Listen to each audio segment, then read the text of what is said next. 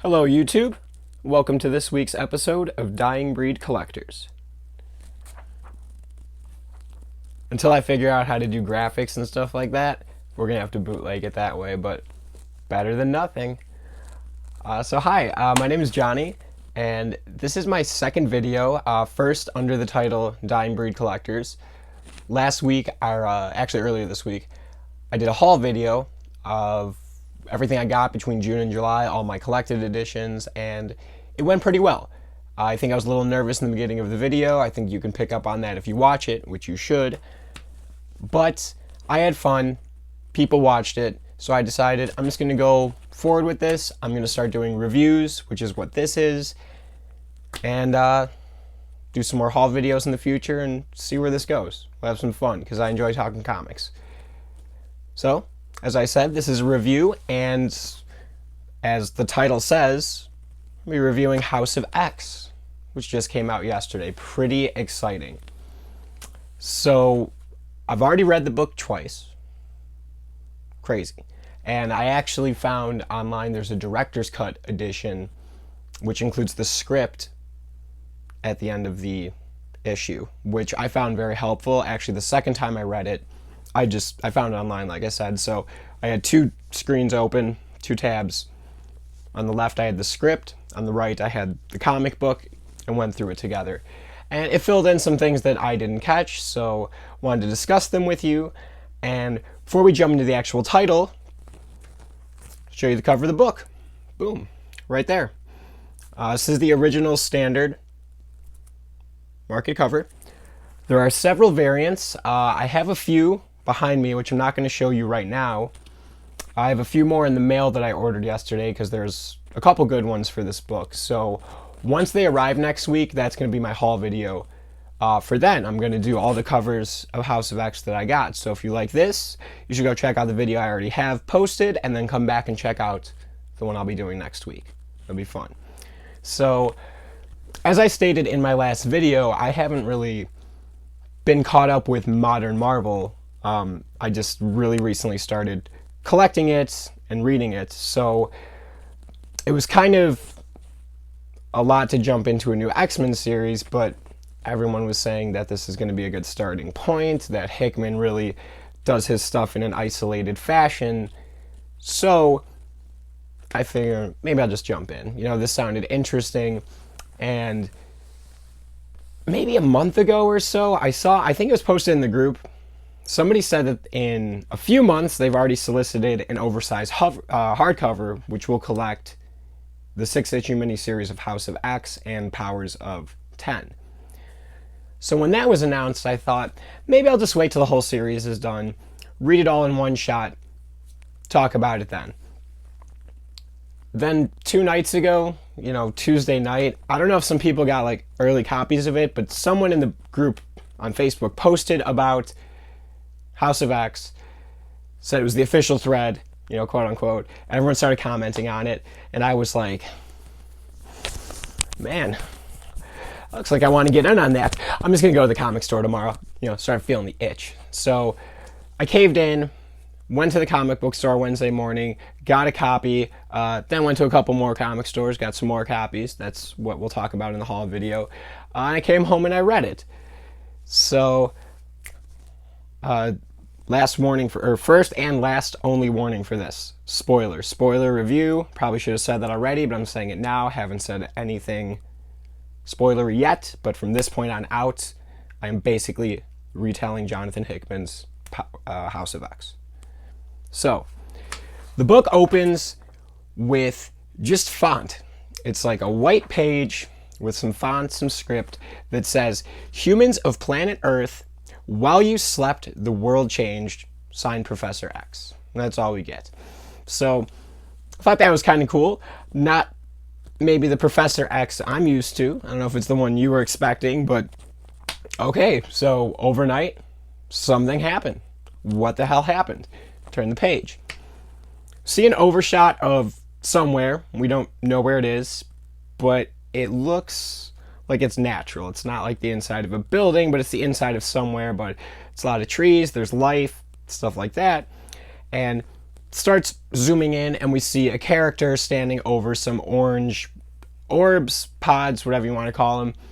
Zoom in a little more, and we see that it's Professor Xavier standing, not sitting, over these orbs with a portable Cerebro on his head. It's an interesting look. It's him right there on the cover. I'm not flicking you off, but I kind of am. Sorry. So we see that overshot of him looking over the orbs, and then one of them starts to break open, and there's like a hand reaching out, and then a few more of them start to break open, and someone comes out with a red glowing eye. You know, it's a side shot, so I don't know if it's both. I think it's Cyclops. I'm pretty sure that's what it is. And Xavier's standing over them kind of creepily, like a messiah, a little godlike. Not Professor X I'm used to again. And he says something like, "To me, my X-Men." I think that's exactly what it is. "To me, my X-Men." A little bit creepy. So right off the bat, I'm like, this is weird. This is a little culty looking, but okay, he's calling to his X-Men. Turn the page. We start getting some panels of mutants that we're familiar with planting flowers. Okay. Now we don't see the full portrait of the mutants. We just see their arms, but you can tell. I think the first one was Colossus. The second one is Storm. She's in the X Mansion in Manhattan with a flower. Then you see Nightcrawler, was it? Or it was Nightcrawler or Iceman. I think Nightcrawler on the moon planting a flower, and you're like, all right, so they're planting these flowers. What's going on?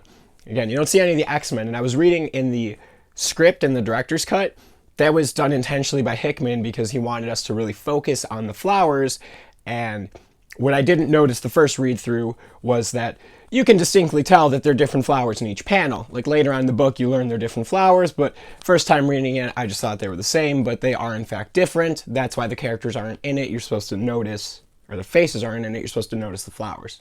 Let's go back and check it. So, planting these flowers, and then we see one that's being planted in Jerusalem, and there's time frame bubbles with these two, and it was like 6 months ago. Next panel, 5 months ago. So the ones are being planted in Jerusalem. It's like 2 weeks ago. They're being planted, and then it's like the same image below, and it says now. And the plant has grown, and it's like vines, and it's covering the whole building, and you're like, what the fuck is going on? What the kind of crazy flower is this, man? Flower power, man. So next panel, it's a bunch of cars, limos, overshot bird's eye view, pulling up to this spot in Jerusalem, this habitat, as we state in the book. And people start getting out, important people, because they have people opening the doors for them. And we find out that they are ambassadors. I'm going to try to do this off memory. There's a French, UK, Russian, which is a chick, Israel, US, and China. 6, I think that was them. Okay, so those are the ambassadors. And they start talking, and starts off, how was your flight? Unexpected. It's not every day that Charles Xavier tells you that he has an ultimatum, essentially, or an offer for the world. Russian ambassador chimes in. They start talking that the offer, it has something to do with these drugs that Xavier is offering the human race in exchange for sovereignty in this planet of Croatia. I can't remember which one it is. I got it written down. But anyways, the exchange is these plants create drugs with different effects for humans. 3 effects, one of them being it extends human life by 5 years. Not bad. One of them is it prevents all disease of the mind. Also not bad. And the third is the most effective and adaptive antibiotic. So these 3 things in exchange for being the sovereign nation with mutants. Okay, not a bad deal. They start talking about it some more. And the one ambassador's like, well, this is a gift he's giving us. And the guy's like, this isn't a gift if he's like forcing us to take it, or if he's taking something back, it's not a gift, So then all of a sudden, these 2 girls appear. Their names are Sophie and Ursi, I think it is. And according to the director's cut, script, their last names are like Cuckoos or something like that. They're called Cuckoos. That's what Hickman had them as. They pop up and they're like, okay, we're ready for you. Come on in.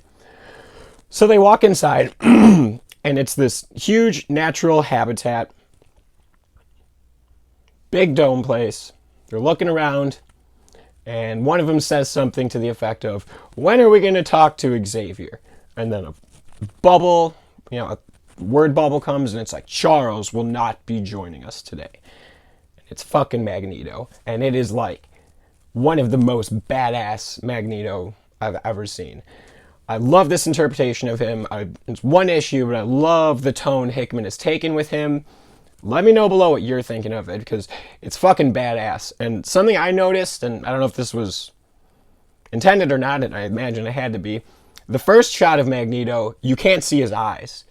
But then, like, the second panel that they show him in, it's nothing but his eyes. And it's like, man, this guy's a fucking badass. And, but he pops up and he's like, Charles will not be joining us. And they're all like, holy fuck, Magneto. And he's like, just call me Ambassador. And you're like, all right, I can fucking dig that. So he's the Ambassador. And let's see what happened next.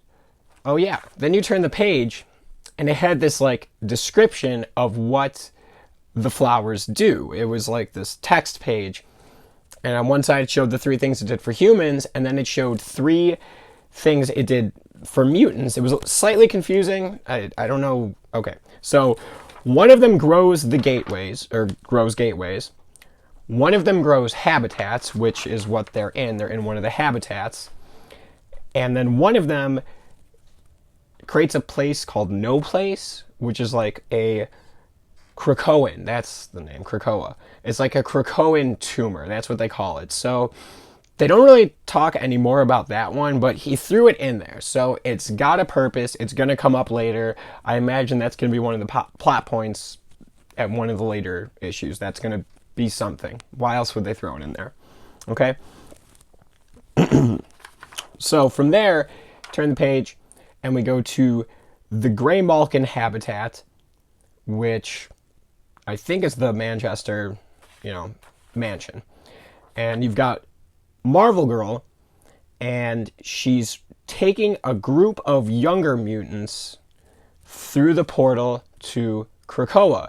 And what you find out in the Director's Cut edition is that only about 100 mutants had been living on Krakoa before Xavier announced this deal the night before, and they're slowly starting to bring all the mutants in there. So that's what she's doing, and they're doing the youngest ones first. So she's bringing in all these young mutants, and we learn some more important information as the little girl is asking Marvel Girl, can anybody go through these portals? And she's like, no, Krakoa is a living entity, which I didn't know until this point. It's a living island mutant, and the portals are only for mutants. Krakoa can recognize if it's a mutant or not. However, they can bring non-mutants through with a mutant, but they have to have Krakoa's permission to do so. So humans cannot use this on their own. Interesting, kind of fucking cool. Once the little girl crosses over to the habitat with Marvel Girl, she starts looking around, and right away she sees Professor X off in the distance next to Wolverine playing with a bunch of kids. It's an interesting take on Wolverine. It's 1-2 panels, but it's him smiling playing with a bunch of kids, and you're like, oh man, why aren't you killing somebody with your fucking claws, man? So I'm sure that'll come later. But the little girl is so excited to see Professor X. She's never met him, and she's like, Marvel Girl's like, go meet him. And then it shows Professor X and Jean, Marvel Girl, looking at each other, and telepathically, he tells her that they're safe. They're finally safe. And she's crying in the next shot. I didn't notice that at first. It's in the linear notes or the director's cut. So she's crying. Okay? From there, you turn the page, and it's got a map of Krakoa. There's a lot of these cool like text pages in between scenes that I'm sure are going to come in play later. But it gives you the map of Krakoa, shows you where everything is. I know, like House of X, House of M, some other shit, stuff like that.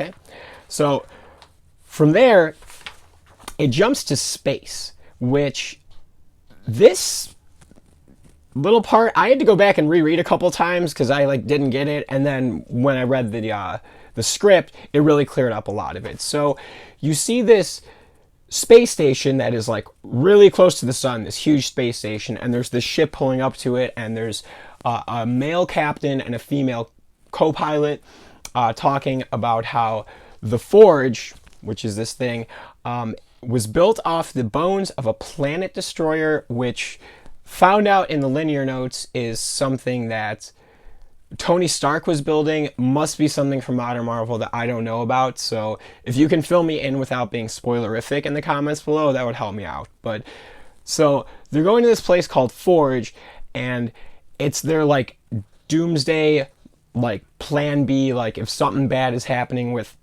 mutants or some shit, this is where they come. So they're discussing how it's still being prepped, and they lock onto the dock, and this doctor, her name is Gregor, Dr. Gregor. She boards, and you know, the male captain is like communicating with her, and he's like, we got to make sure it's safe, and she's like, let's take a chance, and takes her helmet off, and luckily she doesn't die. So takes her helmet off, and she's like, we got to test the place for radiation, and she tells these two male doctors that were with her to go and run these tests. And then she looks at this other female character that had not been shown previously and says that she's with her. And what I found out in the script was that character is apparently Omega Sentinel, which I didn't know. That's not said in the book, so unless you knew that or have the script, I guess you wouldn't know. And so this Dr. Gregor and the Sentinel are walking through the habitat, or the Forge place. They eventually get to a point that's a little more like habitat-like, and the Sentinel talks about how there's no brothers or sisters here. And the first time I read that, and I didn't know it was a Sentinel, I was like, wait, is she a mutant? What the fuck's going on? And that's why I was confused. But she was saying, why are there no other Sentinels here? And Dr. Gregor's like, oh, after they finished their work here, we sent them off to Mercury to get heavy metals. Not like heavy metal, but like actual metals, I assume, for building more Sentinels. And then she says something to the effect of, and if we need more, she can build them. And it pans out what I thought might have been the coolest panel of the whole book. And it's a shot of a master mold, or a mother mold, as it said in the script. I don't know what the difference is. One's female, one's male. Maybe that's the difference. And that thing is in the center of this fucking space station, and it pans out again, and it's like, holy shit, dude. They have this fucking space station with a fucking Sentinel factory that humans can live on close to the sun. That's a pretty good plan B doomsday plan. Sounds like they really thought this shit through. So you turn the next page, and it explains something about this organization called Orcus, which again, I'm sure a lot of people know about. Modern Marvel, I didn't. And I guess we were supposed to know that they were, those doctors in space or whatever, were a part of Orcus. And I had a breakdown of what it was made up of, and from highest to lowest percentage, it was aim, shield, strike, sword, alpha flight, hammer, armor, and hydra. So that is Orcus. Okay, so from there, it jumps to pretty cool fucking scene of the Brotherhood of Mutants, Mystique, Toad, and Sabretooth, breaking into some building. And the opening shot had this fucking awesome like panel of Mystique in the foreground, and in the background is Sabretooth over a pile of what I thought were dead as fuck soldiers. And he's got this pose that was really reminiscent of Uncanny X-Men 231 cover. If you're familiar, it's got Colossus over a pile of people. It really reminded me of that. But it's funny, my first thought was, wow, that's pretty fucking gory. Like, those soldiers look dead as fuck. And then when you're reading the script, Hickman says, try not to make it too gory. They're not all supposed to be dead. And I'm like, man, they did a poor job because they look dead as fuck. So what they're doing is Toad is downloading some information onto, I don't know if it's a laptop or a hard drive, something, and he comments on how it's so hard because he's stealing information from two of the smartest people in the world. I think it's supposed to be Reed Richards and Tony Stark, but I'm not sure. But he's stealing all this info. And like, okay, we got it. Boom, Mystique blasts a hole through the wall. They jump out onto the street, and they're getting away, and Sabretooth is like, I fucking smell something, because, you know, he's Sabretooth. And boom, out of fucking nowhere, I didn't see this coming, Fantastic 2, because there's only half of them. Human Torch and the Thing. Just fucking out of nowhere. Hey, what are you guys doing? Bad shit. We're gonna fucking catch you. And Sabretooth tries talking some shit, and the Thing has none of it. Like, with no dialogue, he just knocks Sabretooth into the next fucking page. Just fucking cracks him in the face. And Mystique is like, shit, we gotta run. So her and Toad make a break, and they're heading towards one of these, the gateways from the flowers, right? And Toad jumps through first. He's got whatever info they were. And then Mystique's about to make it through, and she looks back and she's like, fucking come on, Sabretooth, quit fucking around. She gets through, and then Sabretooth makes a leap, and as he gets to the gateway, invisible shield, invisible woman. Boom. The other half of the Fantastic Quartet pops up on a Fantastic car, Mr. Fantastic, Susan Storm. And they're like, okay, what the fuck were you doing, Sabretooth? And like, before anything else could happen, out of the gateway walks Cyclops. Now, I didn't think of this reading at first, and then I saw some comments in the group where someone was like, what if that was Mystique? And I was like, oh shit, fuck, that's a good thought. Like, she just went through the portal and then Cyclops walks out, but I think it was Cyclops. My thought, actually, is he was on the other side waiting for them. Like, they're working together. That's my thought. And once he was like, oh, Sabretooth's not back? I'll handle this. And he walks through. And he walks through with this, I read it as like a cocky demeanor almost. And he's like, oh, Richard's family, like, so good to see you. And he starts giving pleasantries to everybody. And then it gets a little awkward. And he's like, so I'll be taking Sabretooth off your hands. And Human Torch is like, what? We just caught him, and Mr. Fantastic's having none of it. And Cyclops is like, come on, like, I know you're smart. I know you know what's going on. We're offering you amnesty. Like, I'm taking him back. And they're like, man, what? Like, they start sizing up. There are a couple panels where it goes back and forth of them sizing each other up, and you're like, they're about to throw down. And essentially, the Fantastic were like, nah, he's our prisoner. And before it gets out of hand, Cyclops is like, all right, fair enough. We'll settle this another time. And whatever line he uses implies that there's going to be something done about that. And he's like, I'm gonna leave you guys to it then. And Sabretooth's pissed. It has all the, you know, it's blocking out the words that I can say that he can't. He's like, motherfucker, or some shit like that. And before Cyclops could walk back into the gateway, he throws some hard shade at Sue Storm. He says something to the effect of like, oh, and Sue, when your kid's ready, we got a spot for him. He's got a family over here because her kid's a mutant, which I found out yesterday. I didn't know about that. So, you know, I found that out and was like, oh man, that was some serious shade, because the truth is he's fucking right. I mean, the world's going to see that kid as a fucking threat, especially if Xavier's doing this shit. And you see where this is headed. It's going to be bad for humankind. That kid's going to have to be with his own kind. So that was kind of powerful, I thought. That was pretty crazy. From there, we go back to the habitats where they're testing portals with like the Magneto group again, right? And they're just showing the ambassadors. There's like a central location, and they can go through all these portals, and they're showing them all these places they can go. Like, they go to the top of a mountain, they go underneath water. I think they go to China or something. Yeah, they go to China or Japan, because you can see the Silver Samurai armor in the background, or at least that was in the script. So that was kind of cool. And as they're doing this, they're going through some of the portals, or the gateways, and the ambassadors are like, this has to be confusing. And they look over the archway, and there's something written in gibberish, as the Russian calls it. And Magneto, again, badass, steps out of nowhere, and he's like, oh, it's not Russian, it's not English, it's our language. And you're like, oh, the mutants got their own language now. And the ambassadors are like, fuck, you guys got your own language now? And he's like, of course, we're creating our own culture. You have to have your own language. And I'm like, you're so badass, Magneto. And what I thought was really interesting, the way it works, I guess, is Krakoa invented the language, and then, like, once the mutants live there, it's, like, embedded into them.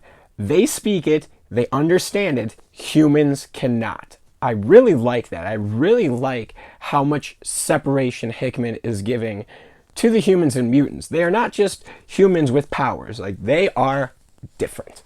So that was pretty powerful. And then as they're also going through these gateways, the ambassador starts pointing out, like, hey, people aren't going to be comfortable with you having this much control because you can essentially move militaries through these gateways that we can't go through. That's dangerous. That's a threat. And Magneto defends Charles' offer, and he's saying that this is the way it's going to be, and it's not really negotiable. He's being pretty fucking firm on this shit. And he also informs them at this point that amongst this tour, they are not going to be stopping on the island of Krakoa itself. They, along with all of mankind, are not allowed. Pretty interesting. So, I may have jumped around a little bit. Actually, that part with the going back to Krakoa happened between the Fantastic Four seeing Cyclops and Mystique and Toad going through the portal. So that was a little bit out of order, but goes to the habitat, goes back to Cyclops, then it comes back to this another text page where they give us mutant strength levels, this thing called Omega level mutants. And this really reminded me of whatever they were trying to do with the movie X-Men 3 The Last Stand, when they had these, like, oh, it's a level 5 mutant. And you were like, where the fuck did that come from? They have levels for this shit now? So apparently there's a list of Omega level mutants, which seemed important. And that list included Monarch, Iceman, Elixir, Marvel Girl, Legion, Magneto, Proteus, Mr. M, Storm, Exodus, Kid Omega, Powerhouse, Vulcan, and Hope. So what was interesting about this list was that on the side panel next to their names, it said like allegiance, and it had most of them listed as Krakoa. That's where their allegiance is. A few of the like known bad guys had like no allegiance, and then Mr. and Mrs. Fantastic's kid was on there. I can't remember which one he was. Powerhouse or Kid Omega. I don't know. Correct me. I know. Bad. I don't know that. But his was like highlighted in red. Now, I read someone's opinion saying that his was highlighted in red because he's the most powerful. That was not my thought. My thought actually was his was highlighted in red because he was the only one whose allegiance was to the humans, the only Omega level mutant, which makes me think, if I'm trying to predict stuff, that he's going to be like their only hope against the mutants at some point or something like that. Like they're going to have to battle all these mutants, the humans, and he's their only legit weapon against them. Maybe something like that, right? So from there, you turn the page and it goes back to Krakoa, and this is the last chapter of the book. And the ambassadors and Magneto are back where they started at the Jerusalem habitat, and it's revealed that one of the girls that's been escorting them throughout this whole trip is actually telepathic and has been reading their thoughts. Like, Magneto's like, so what have we learned? And that's how the scene opens. And the ambassador goes to answer, and he's like, oh, no, I'm not talking to you. I'm talking to my telepath who's been reading your mind. And so he starts filling in Magneto on like, yeah, well, this person is willing to agree. I think it was China. China was definitely going to agree because they saw it as an opportunity. And then one of the dorks was like, oh, I'm going to try to change this deal and you're going to give me special access to your drug and then we'll agree to it. And then Russia was like, that woman is like secretly not down with it. And it's going through each of them. And then it gets to the last guy who's I think it's the US ambassador. And she's like, I'm having trouble reading his thoughts. He's like, get out of my head. And then she's like, but he does have a weapon. Would you like me to take care of that? And fucking badass Magneto is like, nah, I got this shit. And fucking rips dude off the fucking ground, rips his fucking weapon. It's a gun of some type. You don't know if it's normal or something special, but rips the gun out of his holster on the side, tears it apart. It's this awesome shot of him.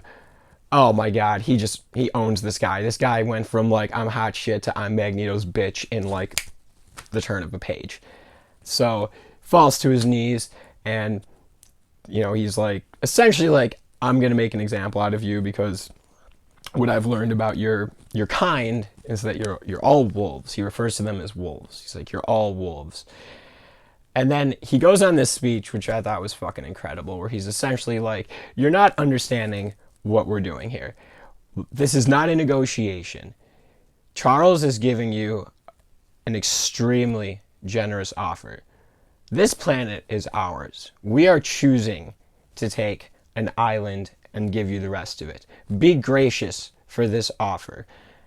And the Russian chick is like, so you brought us here to threaten us, and it closes with this amazing fucking word bubble of Magneto saying, you have new gods now.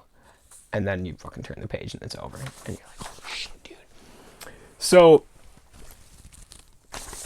not the X-Men we're used to, man. They're not friendly fucking, I mean, I don't know if they're friendly or not, but they're not, fighting each other, stopping crime. They're like, no, we're going to take care of ourselves. Like, Cyclops had this one line where he was talking to Sue Storm, where he's like, I do agree with what Charles is doing. My family's been persecuted their whole lives. Like, he gets real serious.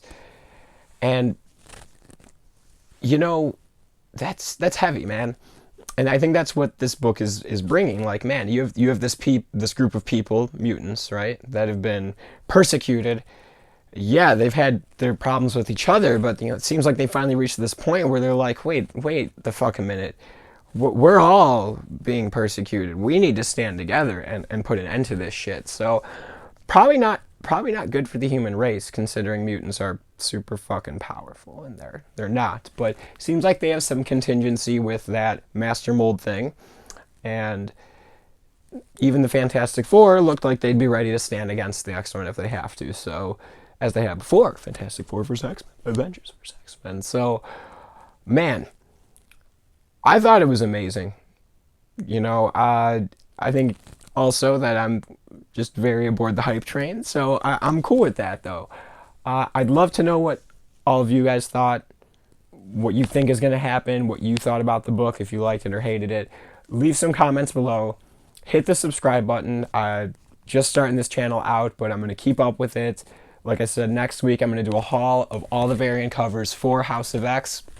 Video after that, next week is Powers of 10, the second chapter to this story. So we're going to do a review on that, and I think that's going to be it for me. So thank you again for your time.